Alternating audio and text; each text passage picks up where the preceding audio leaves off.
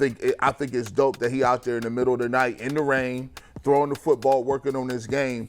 To me, talent-wise, like you mentioned, Shedeur is way better than Dylan. Start falling, Dennis is but I think that was all because of when he came, when you decided to draft him. And no, he's not for drama or distractions, but for doing the most unexpected thing a rookie QB could do, outworking everyone.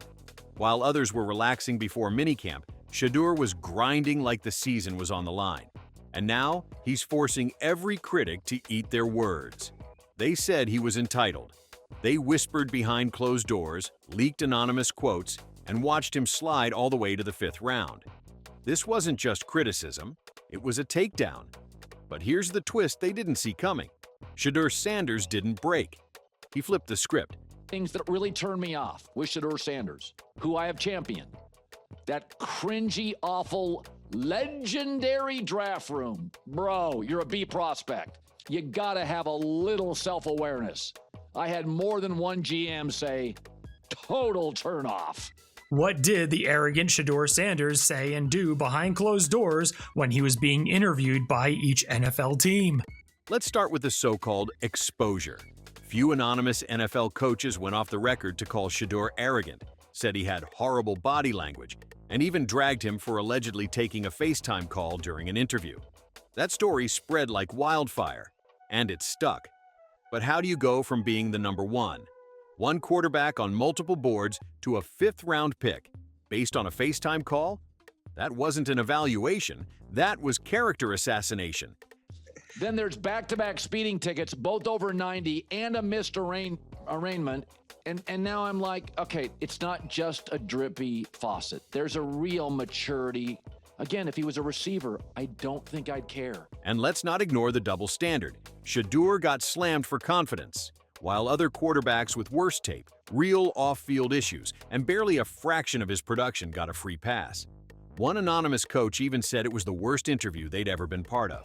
No receipts, no context, just vibes, and a young, black, confident quarterback suddenly branded as a problem. Third, the veterans are in, and when they start practicing, is the pecking order changed?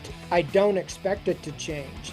I figure that Pickett or Flacco will be first with reps, probably Pickett. But here's what they didn't talk about. Shedeur Sanders didn't just have a good college career, he had a record-breaking one. In 2024 alone, he threw for 4,134 yards and 37 touchdowns with a 74% completion rate. That's the best in Colorado history. He led the entire country in completion percentage and was second in passing touchdowns. And he did that while getting sacked 52 times that year. Most quarterbacks would fold. He stood tall. You want to talk toughness? Shedeur took 99 sacks in 2 years and kept putting up elite numbers. No drama, no excuses, just production.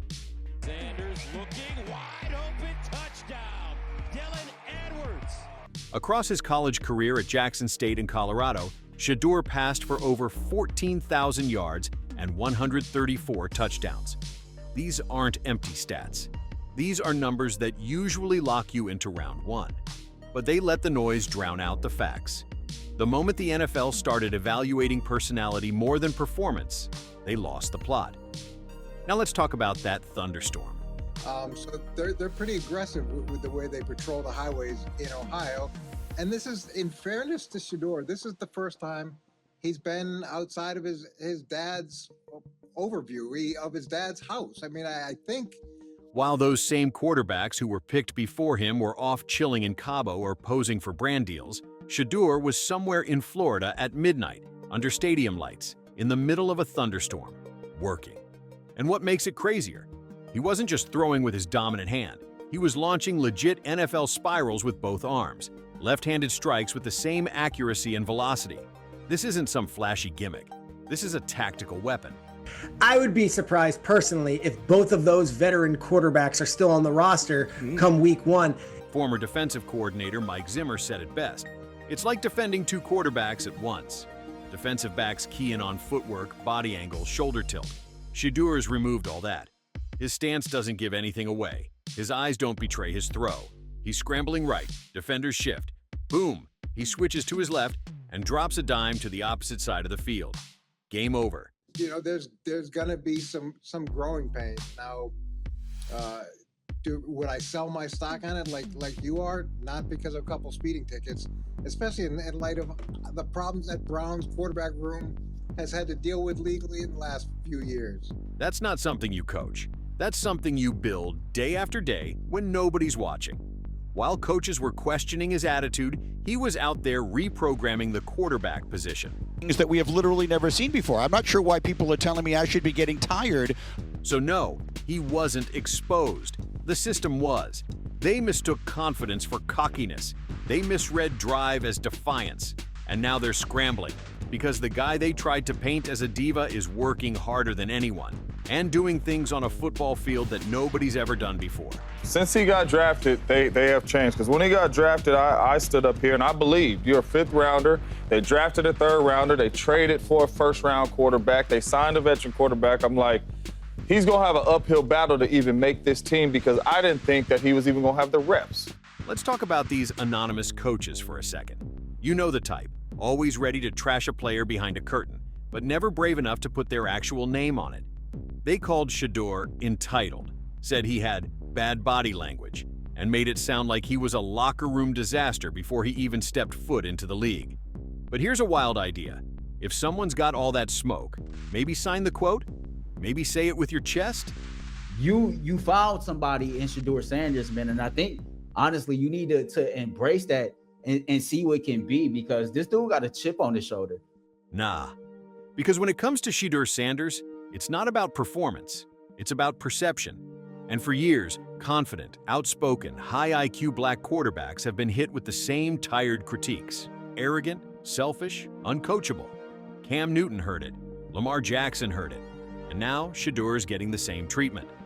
Meanwhile, other QBs with half the production and real red flags got picked earlier without a whisper of concern. Funny how that works.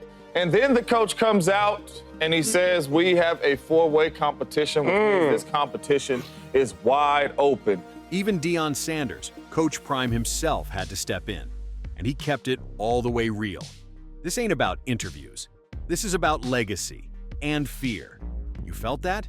That's not just a father defending his son.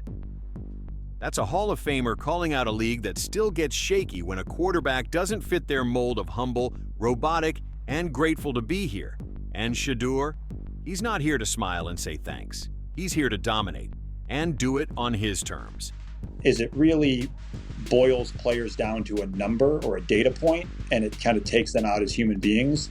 And while the league was busy whispering in the shadows, Shedeur was building a brand loud enough to drown them out. Every post, every workout, every mic'd up moment. It's not random. It's strategy. It's a chessboard. And Shedeur's 5 moves ahead. Seems like a nice guy. They always start slow. And they do. A lot of negative momentum, I feel like, coming into this season for the Bengals. And the best part? He's not begging for a chance. He's building one. Every midnight throw, every community event, every quote about loving football and staying out of trouble. It's all bricks in the foundation. He's not just trying to be a quarterback. He's trying to be the face of a franchise. And whether the league likes it or not, he's making it real hard to ignore him.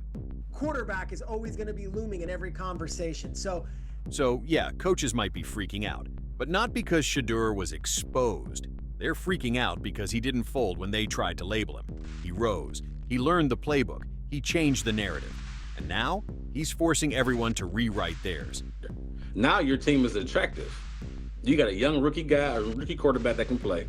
You got a young rookie, 2 young rookie running backs that I'm assuming are going to have a really good year. Like, you have something to build on and sell to free agents. You got something to build on and sell to more rookies coming in and we're developing. Like, you can really change the narrative. The mood in Cleveland? It's shifted, and fast.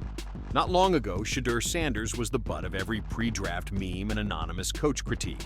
But now, people who once doubted him are doubling back and saying, hold up, maybe we got this wrong.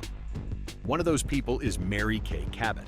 Now, if you know anything about Cleveland media, you know Mary Kay isn't easily impressed. In fact, she's made a career out of holding quarterbacks accountable. Early on, she was cool on Shedeur, wondered if he was too raw, if he could adjust to NFL complexity.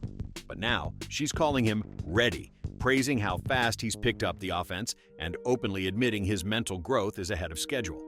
That's not a small shift. That's a full-blown reversal. I don't think he should start week 1. I think he's going to be better off coming in off the bench. And let's be real, they tried to break him. After his draft slide, the media pounced. Coaches leaked anonymous criticisms. Analysts labeled him a problem before he even had a playbook. But instead of retreating, Shedeur went to war the only way he knows how, through sweat, discipline, and evolution. He added a left-handed throwing arsenal. He sharpened his decision-making. He trained in thunderstorms at midnight while others were kicking back in Cancun. That's not drama, that's DNA. His talent shows you that he's 3rd, 4th, 5th round pick. They said he was arrogant. He responded by earning the trust of a city. They said he was raw. He answered with film study and footwork that silenced defensive backs in OTAs. They said he'd be a project. Now he's projecting confidence, leadership, and poise from day one. The truth is, they mocked his fall, but Shedeur used that fall to fuel a rise that's becoming impossible to ignore. We're out here in pajamas right now. When we're out here in armor, I'll let you know. And that is talking about pads and helmet in preseason games. Because this isn't just about stats. It's about standard. Shedeur is raising the bar not just for rookies, but for what we expect from quarterbacks as people. He's redefining success, not as highlight plays or media buzz, but as consistency, character, and connection. And the scariest part for the league? He's just getting started. It wasn't Shedeur who got exposed. It was the NFL, the system that punishes confidence, the scouts that flinch at swagger, the coaches who think personality is a red flag. Shedeur turned all of it upside down, not with talk, but with tape, toughness, and total composure. He exposed the flaws in how the league evaluates quarterbacks. He exposed the bias, the overreactions, the fear of something different. And in doing so, he carved out a lane that no coach, no GM, no critic can ignore. Because Shedeur Sanders isn't just trying to belong, he's forcing the NFL to evolve.